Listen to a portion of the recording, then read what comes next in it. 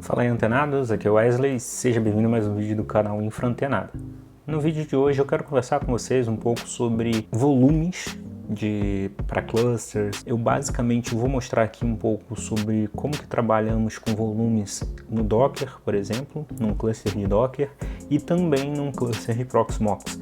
Então eu espero muito que vocês curtam esse conteúdo e sem mais delongas, bora lá! Bom, aqui na minha tela eu estou compartilhando com vocês basicamente um portainer do meu servidor lá Docker, que eu tenho um site rodando em Ghost, tá? Eu quero começar a mostrar para vocês o que? O normal que a gente faz. Qual é o normal que a gente faz quando a gente começa a trabalhar com Docker? A gente trabalha ou com o volume do Docker, por padrão, ou a gente trabalha com a questão de mapeamento. Ou seja, você tem uma pasta no seu dispositivo, digamos lá no Linux, /home/Wesley. Eu vou criar uma pasta chamada blog e vou mapear essa pasta para dentro do container, que aí ele vai ter todas as informações do meu blog, como por exemplo, talvez um banco de dados, texto, ou até mesmo fotos, vídeos, tudo que eu colocar de conteúdo lá dentro.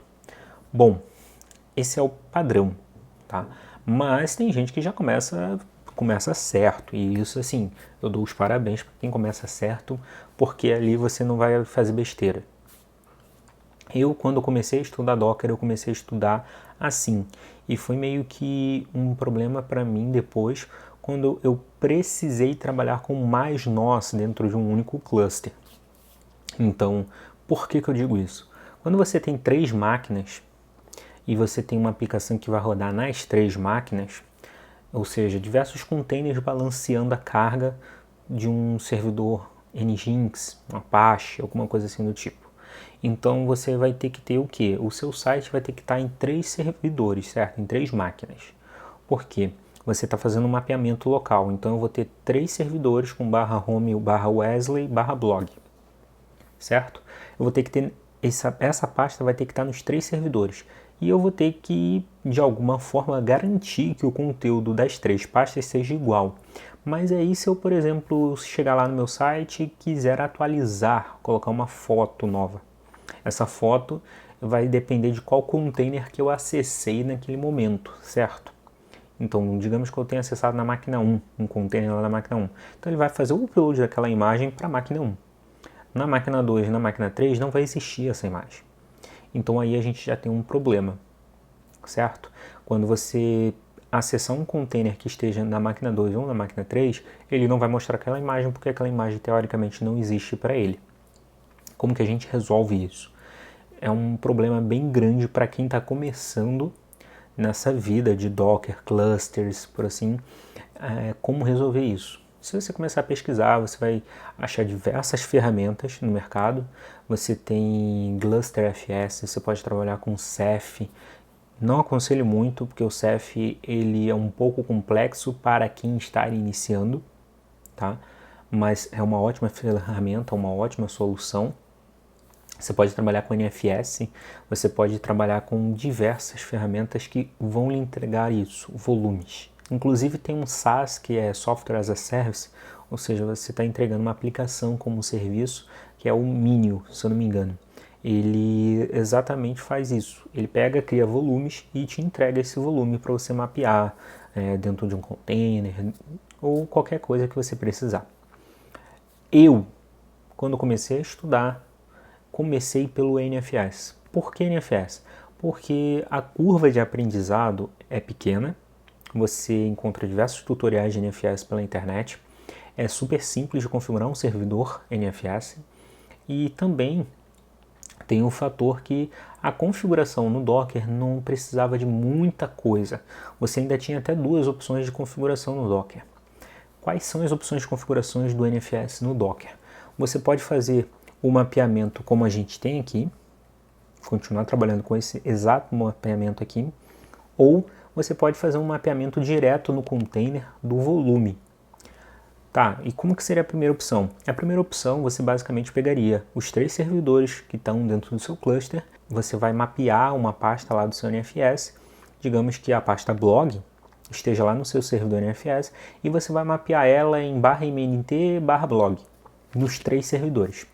Então você vai lá, faz isso, mapeia no seu servidor, tudo certo? Aí você pode vir aqui e colocaria, por exemplo, aqui em localpath /mnt. E aqui /blog e o conteúdo restante você já manteria ali. Então essa é uma facilidade. Existiria essa possibilidade. Só que aí você vai ter o quê? Você vai ter um único volume compartilhado com diversas aplicações. Como eu fiz? Eu preferi fazer o quê? Eu tenho diversos volumes e cada volume é uma aplicação diferente. Então eu faço o quê? No caso aqui eu preciso de um volume para o meu blog. Um volume para o meu blog vai ser um volume para o meu blog. E mais embaixo aqui eu tenho um MySQL. Então eu ia ter que ter um outro volume para o meu MySQL. Então com isso eu consigo também ter a separação. Que, por exemplo, eu tenho 3 servidores e eu digo assim, olha, o MySQL vai rodar somente no meu master. Os meus slaves do cluster, ou seja, a máquina 1, que é o master, e os slaves, que seriam a máquina 2 e a máquina 3, eles seriam, no caso, nós comuns de computação. Então, o meu MySQL só vai rodar na primeira máquina. Então, você poderia restringir o acesso daquele volume do MySQL ao somente o IP daquele servidor. Então, você consegue ter um jogo de cintura maior, digamos assim. Então, facilita bem mais as coisas e tudo por assim. E você vai ter também a organização que o quê? São diversos volumes. Cada volume vai ser sua própria aplicação e você vai ter um controle melhor. Eu vou deixar aqui na descrição um repositório do GitHub que tem ali uma stack que eu tinha feito, a configuração toda certinha, com a configuração do driver NFS lá no Docker, direto no container, para você mais ou menos entender como é que não é, como é que é o funcionamento. Então, em vez de você fazer aquele mapeamento direto no seu servidor, quem vai fazer aquilo ali vai ser o seu próprio container. Você não precisa se preocupar em fazer na máquina isso. Então, basicamente, você só vai se preocupar em instalar o Docker na máquina, botar ela no cluster e acabou. Agora, eu quero mostrar para vocês uma outra coisinha. Eu tenho aqui um Proxmox e como vocês podem ver, eu tenho 2 servidores Proxmox e eu tenho um cluster de servidores. Há pouco tempo fiz a compra de um Synology aqui para mim e esse Synology ele me ajudou muito em alguns sentidos, algumas coisas que eu precisava expandir disco e eu não tinha disco local. Por exemplo, esse meu PVE aqui, ele é um NUC. Esse meu NUC eu tenho um SSDzinho M2 de 32 GB. Na verdade ele é mSATA, nem M2. De 32 GB, então acaba que só a instalação do Proxmox já ocupa uma boa parte. Aí eu tenho o Home Assistant, ele acumula muitas informações ali nele, então acaba que eu não tinha muito espaço, tinha que estar sempre apagando, não podia guardar um banco maior, então era um problema para mim. Então com o Synology ele me ajudou nesse ponto, que é o que? Eu tenho agora, o meu dado, ele não fica mais no meu servidor, ele fica fora, mais ou menos aquela ideia, a lógica do NFS. E aqui exatamente, o meu Synology ele está com um serviço NFS.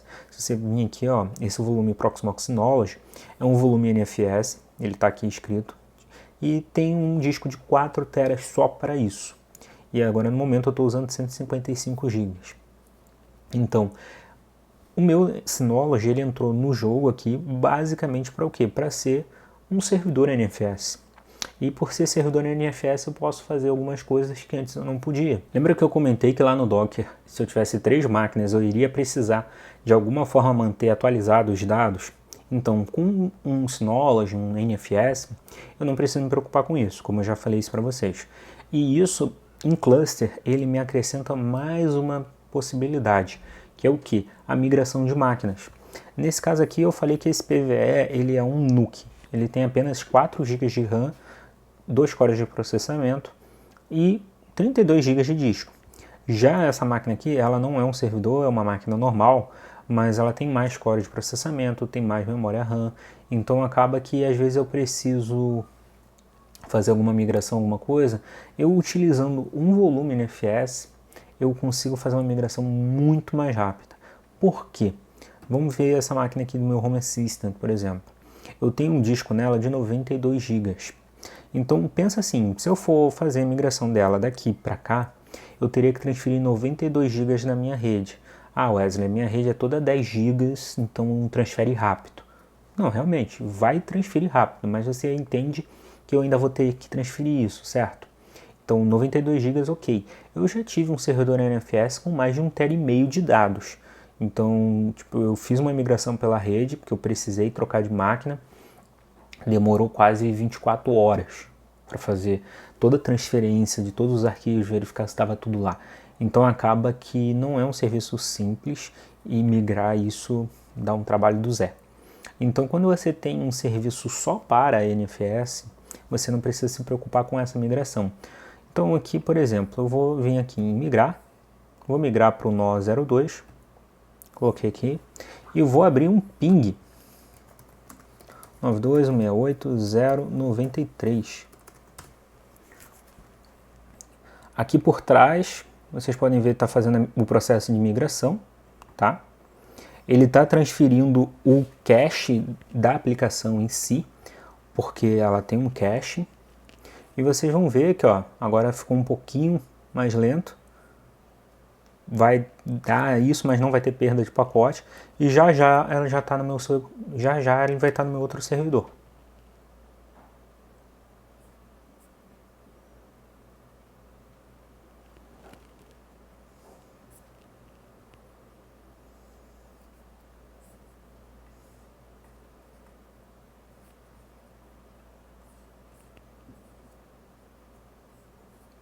Aqui, ó, como vocês podem ver, terminou. Ele já deu a task como ok. Se vocês pararem para ver que, ó, em momento algum parou de pingar. Ele aumentou o ping em alguns pontos, 252 milissegundos e tudo mais. Aumentou ainda um pouquinho que ele passa ainda alguns estados. Então, aqui, ó, já baixou para 2 milissegundos, que seria mais ou menos aqui o normal. Então acontece que o que? Eu acabei de fazer uma migração. O downtime foi de 57 milissegundos. A migração em média foi de 40 megas de transferência de dados. E então, assim, 1 minuto eu consigo transferir de uma máquina para outra. Isso aqui é variável, dependendo da situação, às vezes você consegue até mais rápido ainda, por causa de transferência de estado, checkpoint, então diversas coisas. Mas se você não estivesse trabalhando com o NFS, você não teria essa facilidade. Se você não estivesse trabalhando com um volume só para isso, você não teria como fazer isso em menos de 1 minuto. Então essa dica eu deixo para vocês, é super importante. Procurem trabalhar sempre com volumes. Comecem já trabalhando com Docker, com volumes, independente se você só tem uma única máquina para trabalhar com Docker. Porque isso já vai te preparar para caso você precise acrescentar mais máquinas ali no cluster e tudo mais. Eu digo isso porque durante praticamente 2 anos e meio eu servi uma aplicação de streaming que ela começou pequena num serviço virtual e eu precisei migrar ela para um dedicado, um servidor dedicado, e nesse dedicado eu precisei ir aumentando cada vez mais até colocar 2 servidores dedicados, porque a aplicação estava bombando muito. E simplesmente quando eu peguei essa parte de volumes e vi que eu não estava trabalhando com volume, eu falei, cara, eu vou ter que migrar tudo para volume, porque senão vai dar muito trabalho quando eu chegar lá na frente e precisar acrescentar hosts, que foi exatamente o que eu fiz. Então, graças a Deus, nesse momento que eu fiz, adicionei mais hosts e tudo mais, precisei migrar, adicionar outro servidor físico. Eu já estava trabalhando com um servidor com NFS só para isso. Então, não precisei me preocupar. Mas se eu não tivesse, ia dar um trabalho do zero. Então fica a dica para vocês. Vou deixar alguns links aqui abaixo para vocês darem uma conferida de serviços, como você pode trabalhar com volumes. E também vou deixar aqui abaixo o link do GitHub, como eu falei, com a stack lá do Docker, configurando um mapeamento NFS direto no container. É bem legal para quem está iniciando, é super simples a curva de aprendizado. E se você ficou com alguma dúvida, pode deixar aqui abaixo. Eu vou ter prazer em explicar. Se for preciso a gente fazer um outro vídeo, vamos fazer outro vídeo. Como vocês podem ver, eu estou num ambiente um pouquinho diferente. Essa época de férias, sabe como é que é? As coisas são um pouco mais diferentes. Mas em breve a gente já volta para o nosso escritório certinho, com o nosso fundo, como um amigo meu diria, com a nave alienígena em cima de mim ali piscando. E espero que vocês tenham curtido. Compartilhem com seus amigos, deixem seu like. Se você ainda não é inscrito no canal, se inscreva e bora crescer em 2022. Falou!